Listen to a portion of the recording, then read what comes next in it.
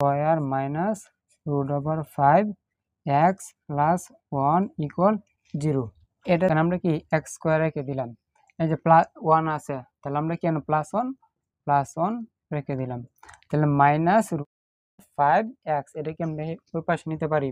তাহলে মাইনাস আছে এই পাশে যায় কি হবে, যায় প্লাস হয়ে যাবে। এখন 0 সাথে প্লাস করলে তো এটাই হবে, তাহলে 5x এটা আছে, কিন্তু কি করব, যে বাম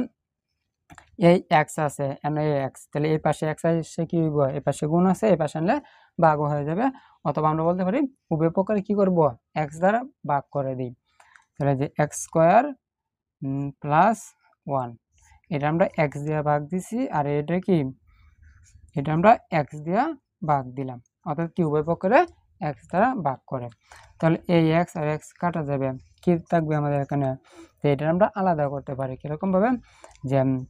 x স্কয়ার প্লাস ভাগ মানে x square by x plus 1/x, এটা এভাবে লেখা যায়। আর এখানে কি কত রয়েছে 5। এখন কি থাকে,